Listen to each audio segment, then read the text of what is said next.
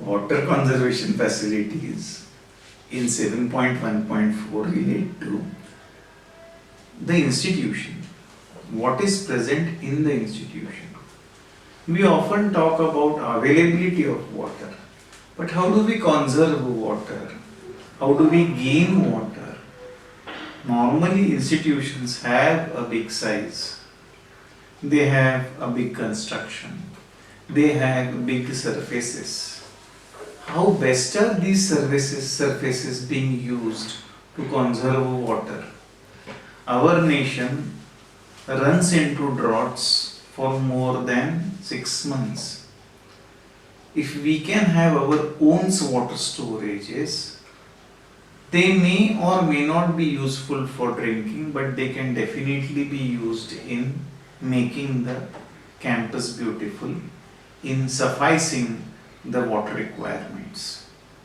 I know there are so many institutions in Maharashtra, especially in the areas of Marathwada and Vidarbha, where the colleges who have their hostels are forced to cut down the hostels and send the students home early, primarily because there is no water. And therefore, harvesting of water, management of water, good practices of water really count out. 7.1.4 talks about water conservation facilities available in the institution. They have specified whether there is a rain harvesting mechanism. Second, whether there are borewell or open well recharges that are being done. Third, whether any kind of construction of tanks and bunds is possible. Fourth, whether wastewater can be recycled out. And fifth, whether maintenance of water bodies and distribution system in the campus. These are the different aspects that they have made a mention. They expect at least 4 of them or 3 of them to be present on the campus. I know there are campuses which are 100 acres, 200 acres. I also know there are campuses which can be as small as 1 acre campus. But in either of the cases, how is the organization trying to cope up with water is the real issue that they expect. It could be a bore well or an open recharge well that you are able to see. Or you should be able to calculate the amount of water that is collected. It reminds me of a college run by the Rayat Shikshan Sanstha in Satara. It's a women's college which is actually into the hill. Satara comes into a rain catchment area. It has lot of rains. And the college is actually situated on a part of the hill. The college has gone for excellent rain harvesting facilities. They have stored that water and the water is used on a very large scale and for a very large period of time by the organization. So here you are able to see they have calculated the amount of rainfall that is there.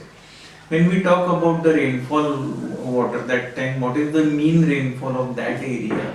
What is the catchment area that we have for rainwater? What is the runoff coefficient that can be calculated? And what is the mean amount of water that you can calculate out? So these aspects help you to understand the amount of rainwater that has been harvested. In the same way, construction of tanks and bunds, or for that matter, converting the wastewater to clean water. There are mechanisms where you are able to see the sewage water or the grey water as we call it. This water is converted into utilizable water using some kind of machineries, and that has an efficiency rate of 90%, making things really very wonderful for the organization. We come to the next practice called as the green practices. Now, green practices on the campus. It could be a large number of practices. It could be as good as restricted entry of automobiles on the campus. It could be using bicycles and battery powered vehicles. It could be pedestrian friendly roads. It could be plastic friendly free campus. It could be minimum plastic. It could be a paperless office. It could be green landscaping with the local plants that you are able to see. How many green practices does the organization have is the list that they expect, and they also expect a good number of proofs that have come up. We come to the next aspect called as the audits. Whether college conducts audits. I am not talking about those audits, internal audits which college conducts with respect to the funds, money every year. I am talking about green audits, I am talking about energy audits, I am talking about, in other words, environmental audits. I am also talking about clean campuses awards, recognitions. Then you are able to see it could also be beyond the campus environmental promotion activities. For example, in the area we have our college, we have 4 squares around us. Our students stand on those squares, traffic squares, and they promote the students to use helmets. They promote the students to use masks. They promote the students to see to it that their health is safe. They promote the students to go for PUC checkups. Our college conducts free PUC checkups to see to it that the quality of the air is better, especially when we are talking about the two-wheelers. So such kind of quality audits, whether they are being done. We come to 7.1.7 where you are able to see it is about the Divyanga friendliness on the campus. Whether you have Divyanga students, whether you are advertising out that you have the facilities so that Divyanga students come to us. Very often students don't come to us because they do not know that you have the facilities. So you have to see to it that your website makes a mention of it. Then you have to see to it that the college tries to reach them, to see to it that they come to us. Now, what kind of resources are needed over there for a Divyanga friendliness? Physical facilities such as provision of lifts.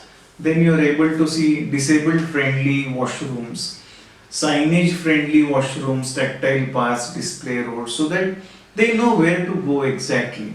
Signages play a very important role. We don't have them in most of the cases. Braille softwares in the libraries so that they can read the books, or for that matter a better contrast screens, especially if the student happens to be having a weak eyesight, that you are able to see.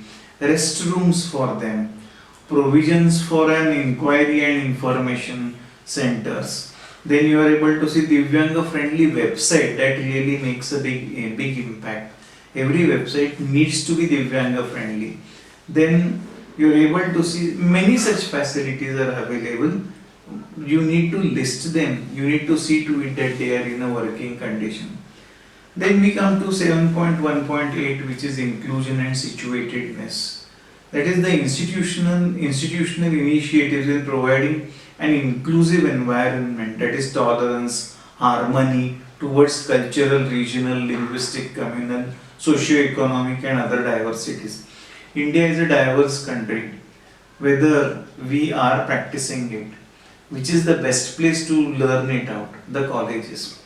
Every college has diverse environments. Every college has students coming from various communities, teachers coming from various communities. Many a times colleges are at the junction of different communities in the society. Now, how do we interact with this particular situation? How do we train our students to see to it that they become good at it?